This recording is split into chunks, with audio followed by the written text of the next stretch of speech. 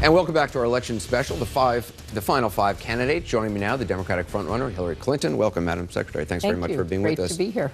At your speech today, you reiterated your support for the Iran deal. Now, AIPAC opposes it. Prime Minister Benjamin Netanyahu has said it's a stunning, historic mistake. Even your fellow Democrat from New York, Chuck Schumer, opposes it. Why are they wrong? Well, as I said today, we have put a lid on the Iranian nuclear weapons program. Almost all of their enriched uranium is out of the country. The centrifuges have stopped spinning. We have detection measures that I think will give us fair warning. So I think on balance, it was the right step to take. But I've also said, look, I gave a speech last summer in which I made clear the slightest infraction needs to have consequences.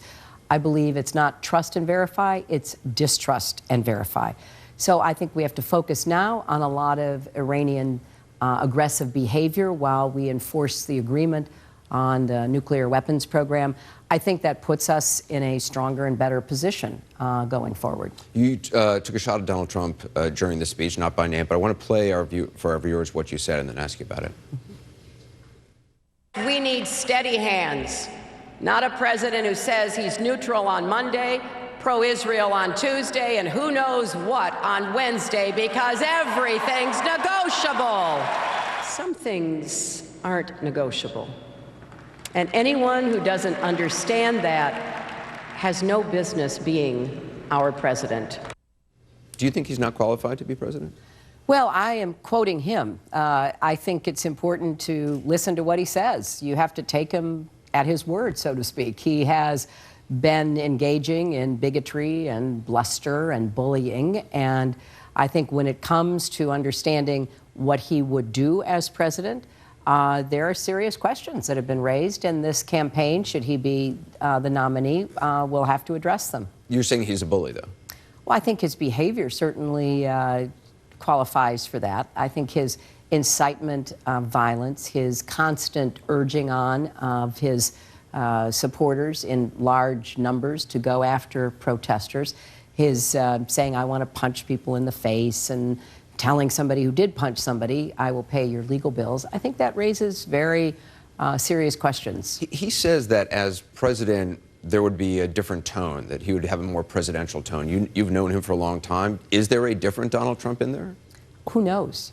I mean, you present yourself to the country, the way he's presented himself to the country over the last many months, you know, calling Mexican immigrants rapists and criminals, saying John McCain was not a war hero, being reluctant to denounce the Ku Klux Klan and David Duke, and the list goes on. And so for me, I think you have to take him at his word, at how he's behaved and what he has said. And if you do that, then I think people have questions that deserve answers. He makes much about his deal-making abilities, his negotiating skills. Are the skills used in business the same as that are used in statecraft? Are they applicable? Well, if you run a business, and I've heard this from many, many business leaders, you have much more authority and control over your employees than if you are the president or the leader of a democracy. You know, political decision-making, listening to the full range of voices and opinions is something that our founders highly valued, as do I. So I think there is, in general, a difference, and I think a lot of the behavior we've seen from him raise some specific questions about what he would do. You said at one point that you were the I think it was the designated yeller-in-chief in relationships with Prime Minister Benjamin Netanyahu. You had a front row seat at the sometimes contentious relationship under the Obama administration. How would you be better? How would your relationship with Israel be better? Well, as I said in my speech today, and it really is built on my many years, going back to the first time I went to Israel 35 years ago, and the work that I've done, the people that I've known and admired. I am staunchly in favor of Israel's security, and although we may have differences, which we do, I believe in treating those in a respectful manner, candid, but respectful, which is what I have done in the past. And I think my firm commitment to Israel's security puts me on a very strong foundation to deal with whatever the questions might be in the relationship. But more importantly, we have to stand against what's happening in the broader region, which I think is not just a threat to Israel, but a threat to our other partners in the region and even to the United States. What was the disconnect, you think, under the Obama administration? You know, I'm not going to go into that. I think that the president has made very clear that under the Obama administration, Israel has been given an enormous amount of defensive capabilities. I mentioned the Iron Dome missile defense system, which has worked very well against the rockets coming from Gaza by Hamas. And I think there have been differences, but I think in general, the relationship remains very strong and central to American foreign policy. You said today, though, you would invite the prime minister within the first couple of days Right. taking Right. office. Right.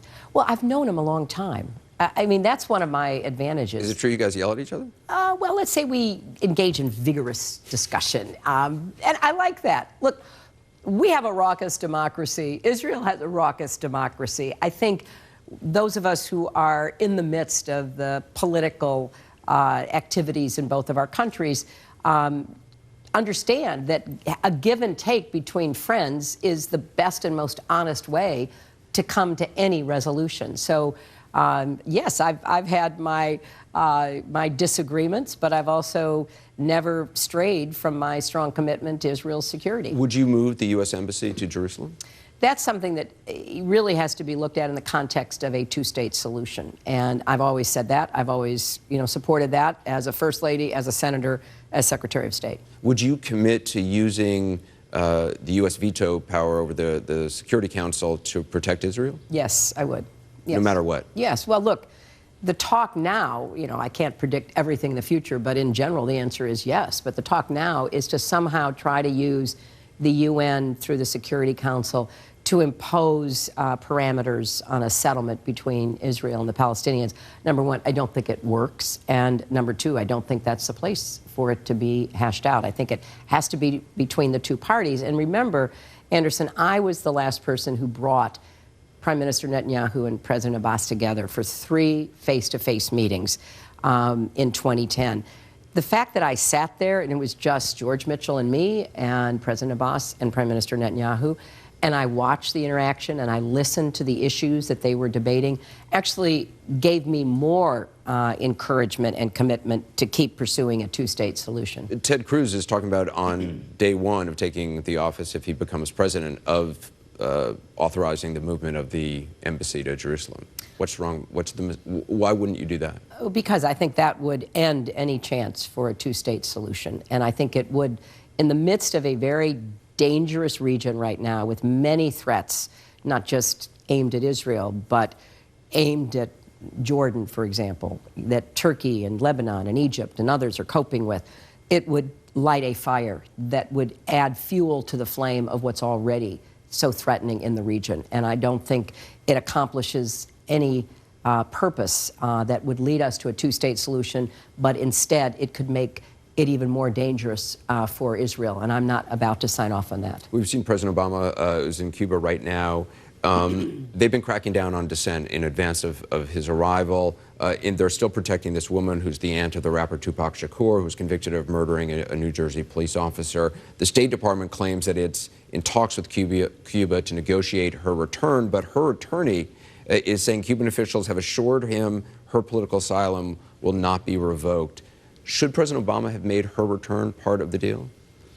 Well, I think what he did was to get an intelligence official, as well as we got the return as not part of the deal, but in addition, Alan Gross. And, having been involved in some of those negotiations while I was still Secretary of State, you push as hard as you can to get as much as you can. And I support the president's efforts to move the relationship forward. I think it's good for the Cuban people. I want them to have democracy and freedom. And I also want human rights respected. And I know that the president will be meeting with some dissidents, and I I heartily approve of that.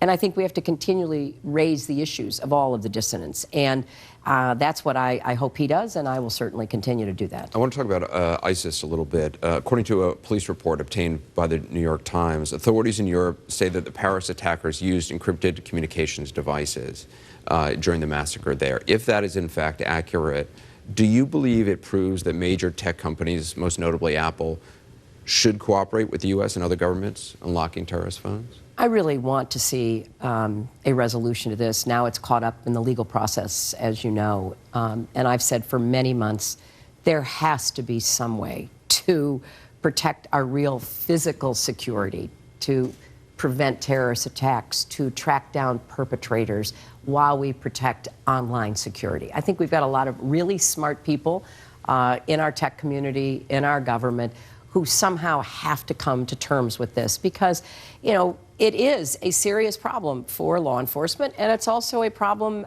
for the tech companies. Your critics say you're trying to have it both ways. You're not taking a side either between the government or the private sector. Well, you know, my critics have never tried to solve hard decisions like the ones I've faced. You know, sometimes you have to keep working a problem until you get some break in that. You don't think it is an either-or?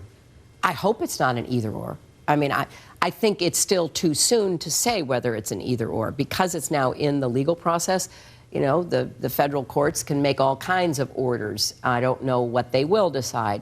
But at the same time, people working in the tech community also have a stake in preventing terrorist attacks on our shores and in keeping people safe. How do we do that? And, you know, I think it's important to keep trying to work the problem and trying to find some common ground for people to work on. Regarding the Supreme Court, Senator Sanders said last week if he's elected, he would ask President Obama to withdraw the nomination of Merrick Garland so that he could nominate a more, in his words, progressive candidate. Is that something you would ask President Obama to do? No, what I want is to ask the Senate to do their constitutional duty, that it's time for them to quit the partisan posturing and receive the nominee, have the appropriate process go forward, including hearings as to whether or not to vote to confirm him. If he's still, though, facing the nomination when you are, and you get the nomination, would you ask President Obama, would you continue to push for Garland, or if you're elected, would you try to appoint somebody of your own? You know, I think that is getting way ahead of ourselves. I mean, others can say whatever they want to say. I'm going to keep the pressure on the Senate where I think it belongs. Why would we lift the pressure off? Why would we? Would he have been your pick if you were president? You know what? We have one president at a time. That's something I want the Senate to remember. You know, there is one president at a time. Barack Obama is our president. He has a constitutional responsibility to fill that vacancy. He has exercised it by appointing someone, nominating someone that he believes would be a very good, qualified choice. Do you think he would be a good justice? Oh, look, I think he has a tremendous reputation. But let's focus on, we have one president at a time. He's made his nomination.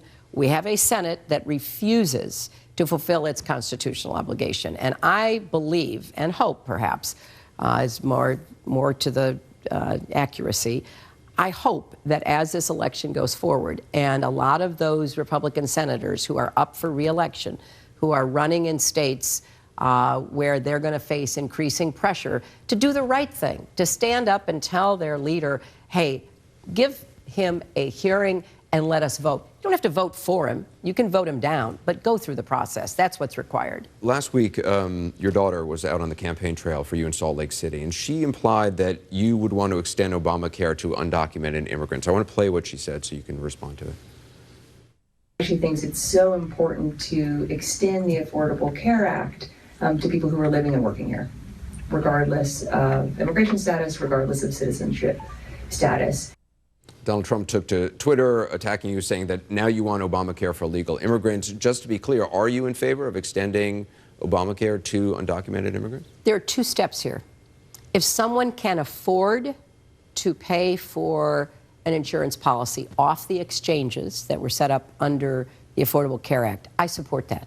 Even if they're undocumented? Yes. If they can afford it, they should be able to go into the marketplace and buy it. But it is not going to apply to people who are in need of subsidies in order to afford that, because the subsidies question has to be worked out in comprehensive immigration reform.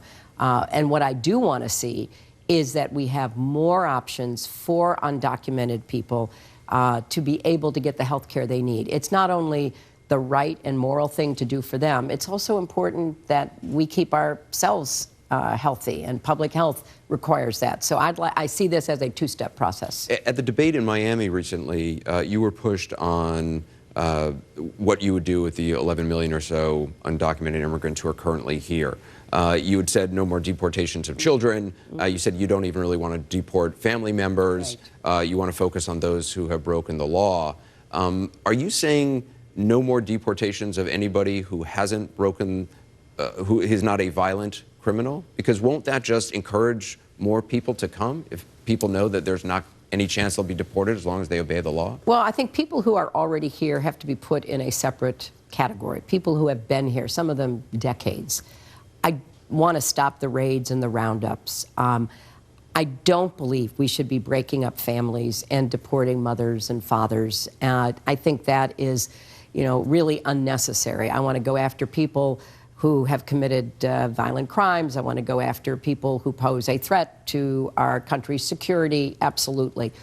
But I want to get comprehensive immigration reform, and I want to start trying to get it as soon as I'm elected president, if I'm so fortunate enough to be. It's obviously a very difficult situation, but doesn't allowing those who already broke the law and crossing the border illegally to come here, doesn't that reward them for breaking the law, the immigration law? That there has to be a several-step process under comprehensive immigration reform. I do think people have to pay a fine because, yes, they came here without legal authorization. They have to pay a fine. They have to learn English. They have to be at the end of the line in terms of others who came here legally and are waiting to be processed. But they should be in the pipeline, and they should be given legal authority to work, which I think actually helps the whole economy, because you can no longer exploit undocumented workers, pay them less, and endanger jobs of others. So I have a whole theory about how we can do this, and I don't see the purpose in breaking up families. I've met a lot of these families, Anderson. I've met, people who've been here for 1 or 2 decades, who have worked, who have supported their families, who some kids were born before, a lot of kids were born after, and they're citizens. And, there's a knock on the door, and all of a sudden, a father or mother is deported.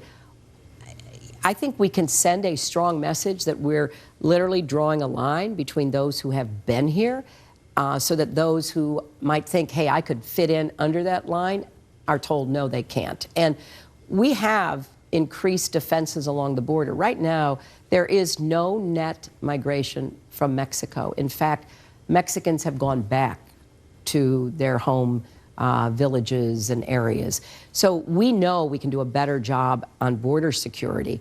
And then for people who do come, especially from Central America, they need to be treated humanely and fairly. They need to be given full due process to see whether they qualify under our laws to be given asylum status. Just a couple of politics questions. You were not doing well with white male voters. You did well with them in 2008, not this time. I think exit polls showed you lost them in all 5 primaries last week.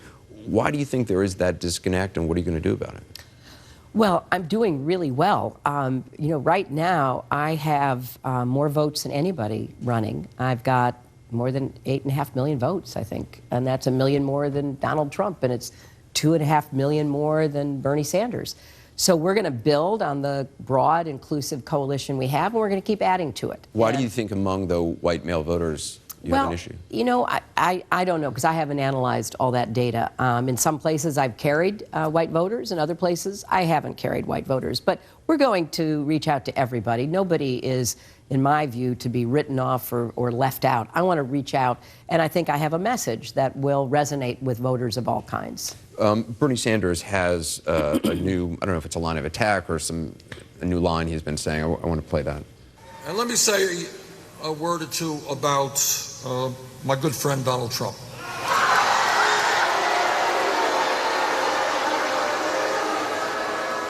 Just kidding, he's not my good friend.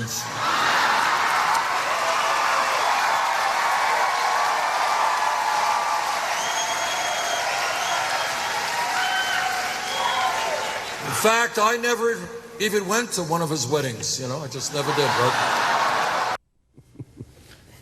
You've probably heard that one before. Yeah, I have. Yeah. In a new CNN poll, Sanders does better against Republicans than you. Do you buy that? No, I don't buy that at all. I think any horse race poll this far out is meaningless. And I also think that, you know, and I'm proud of this, Senator Sanders and I have run a campaign based on issues. And we haven't been personally attacking each other and running negative ads. We've had differences on issues, and we have tried to draw the contrasts, which I think is fully appropriate compared to what the Republicans have done. I'm pretty well vetted. I think people have a good idea about you know, what I've been through, who I am, and I think that actually makes me the stronger candidate to go into a general election. You know, one of the things you said actually to me at a town hall, I think it was New Hampshire, it's been a while, we've done a lot of them, it was really personal, and I had never heard you said it before, and I think you've now said it once or twice, that this doesn't come naturally to you, that your husband, it's sort of, it's part of his DNA, it's not for you. Right, right. Is that, can you explain that a little bit more? Can you talk about that? Well, you know, it's funny because every time I have a job, I get really, really high ratings. You know, go back and look at my favorability ratings when I was Secretary of State and how well regarded I was when I was in the Senate and as First Lady, you know, when I started, you know, actually getting into politics. So whenever I have a job, I really work hard to do it to the best of my capacity, and I get good results. And I work across the aisle, and people who never have a good thing to say about me when I'm running for something actually say really nice things about me when we're working together. So doing the job, getting results for people, making a difference for our country, that's what I feel best at and what I am committed to doing. And I think that the kind of results that I get when I'm actually holding a position speak to that. But actually going out and campaigning, it is harder. It is harder for me. And it may be partly that it seems harder for women, and I recognize that. And also, as someone who has supported, you know, my husband and other Democrats for so many years, you know, moving from he or she to I or me is not easy for me either. Do you think you're held to a different standard? I've seen people on television saying, oh, you should smile more, that when you're yelling, it sounds, you know, that when you're speaking, it sounds like you're yelling. Yeah. Do you think that's is that sexist? Well, let me say, I don't hear anybody say that about men. And I've seen a lot of male candidates who don't smile very much and who talk pretty loud. So I guess I'll just leave it at that. I've heard male candidates who even yell. Yeah, one or two. There have been a few of those around. Just final question. I've heard some Democrats say that they relish the idea of you taking on Donald Trump this fall. President Obama clearly is geared up to campaign. Do you have any concerns that by having President Obama out there campaigning, and talking against Donald Trump, he's actually going to kind of play into Donald Trump's hands? It's going to elevate Donald Trump? I don't think so. Look, I'm not yet the nominee. I hope to be the nominee, and I intend to run a campaign about the real issues facing our country and to knock down the barriers that are standing in the way of people getting ahead and staying ahead. That is really my, you know, core commitment. And I want everybody out there campaigning on what we can do together. And I'd be honored to have the president. I'd be delighted to have others who are with me in making that case, whoever the Republicans end up nominating. Do you feel like you know how to run against Donald Trump? I know how to run a campaign that is about the real issues affecting the American people. And I believe at the end, Americans are going to vote on who they think can do all aspects of the job. This is like a big, giant, you know, job interview. And at the end of the process, I really believe Americans are going to say who's steady, who's predictable, who gets results, who has the track record, the experience, the temperament to do all aspects of the job that somebody's going to start doing in January of 2017. Secretary Clinton, thank you for coming to the Election Center. Good to talk to you. When we come back, Senator Bernie Sanders